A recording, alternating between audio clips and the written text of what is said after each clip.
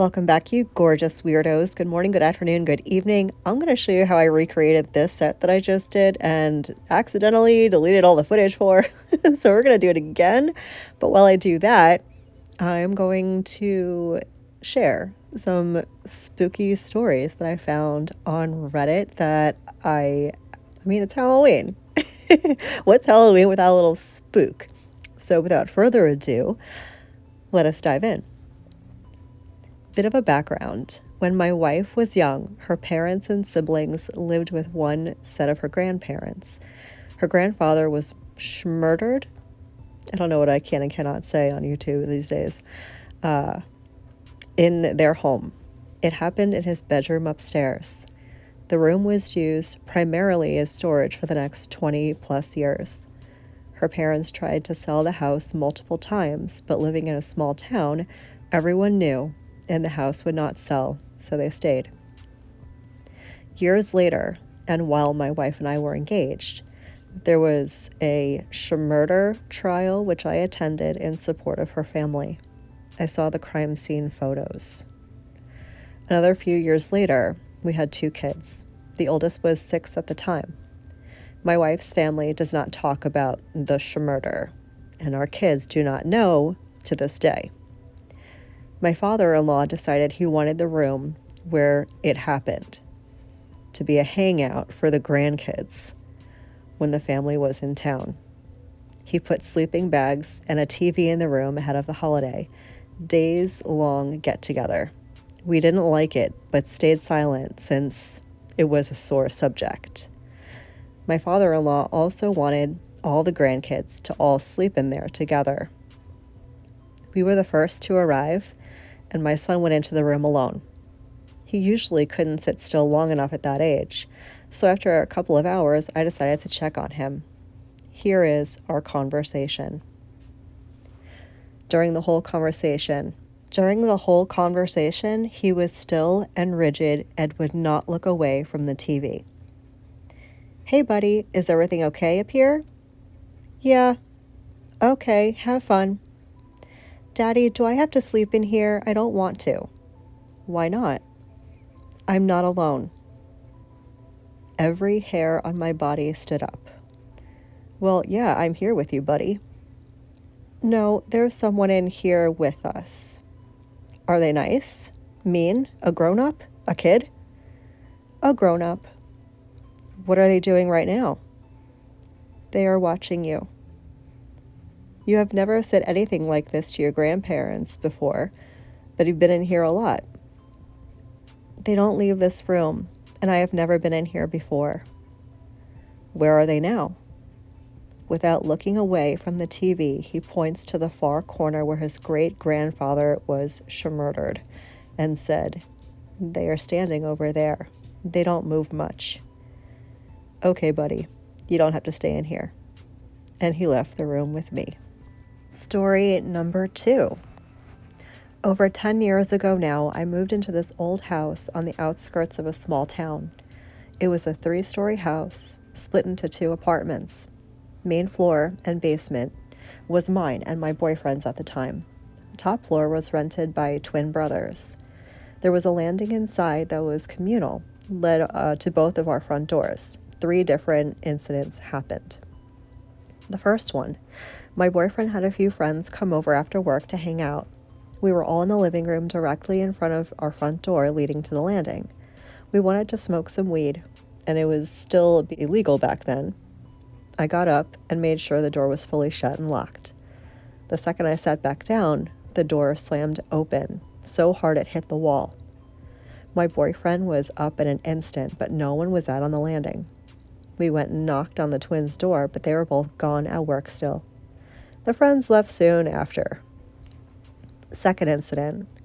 I was home alone. It was like 10 a.m. My boyfriend and the twins were all gone to work. I had our stereo on listening to the radio.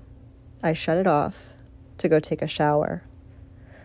Halfway through my shower, the stereo flipped on at the highest volume it could go, and it was flipped to CD mode, playing like track 5 or something. I've never gotten out of the shower so fast in my life. Last incident, I was home alone again. getting supper ready for when my boyfriend got home.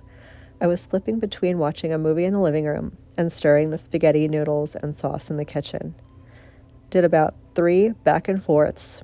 On the last trip back to the kitchen, I found a little red plastic toy car sitting in the middle of the kitchen floor. Never did find out where it came from. Story number 3. I was a cleaner in a senior/dementia living facility, and there was a woman who had a lot of crosses and Bibles. She didn't say much, but she liked me and would smile and want to interact, wanting to push my cleaning cart and garbage and laundry carts with me, and often she would say, "Boo." She died after I was there for a couple of years, and a new woman moved into her room. Nice lady, very old and friendly, and when I clean people's rooms, sometimes they want to chat and talk a little bit. Anyways, so I knock and come in and I'm cleaning, and she's talking to me about how I'm the wizard and I clean the room so good and fast, and I'm telling her I've been doing it for a few years now. And she starts talking about this book she's reading, and we're just having a nice conversation. As this happens, a picture falls off the wall and smashes the glass. And it's kind of weird, but it happens, so I clean it up and I leave the room.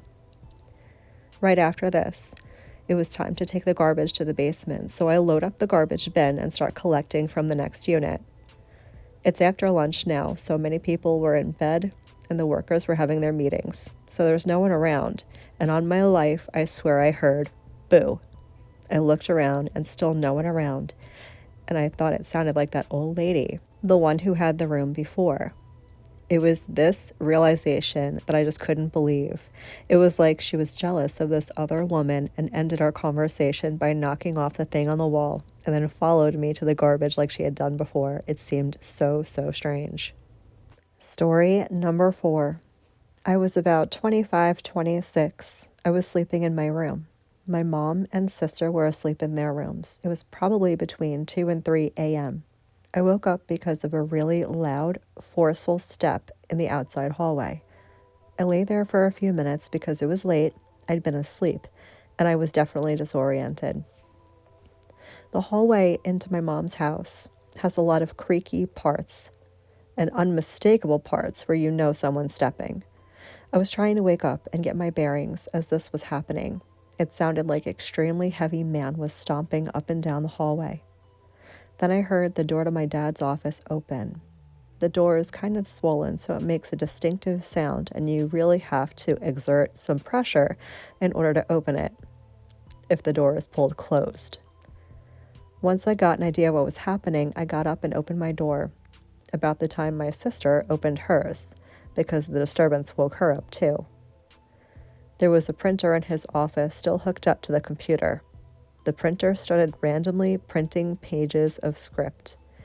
I think it was called Wingding. It was a bunch of little symbols and pictures. It was just page after page, randomly in the middle of the night, after all the commotion and phantom stops in the hall. It was the singular, most weird experience in my life. My dad had died about 10 years before, and I often wondered if it was him trying to communicate with us. But it happened. Super fucking weird. Which story did you guys like the best? Is there one that you resonate with? Has something spooky ever happened to you before? Or someone you know? If that happened, let us know down in the comments. Tell us your scary story. I hope that your Halloween is spooktacular, and I will catch you guys in the next one. Love you, bye.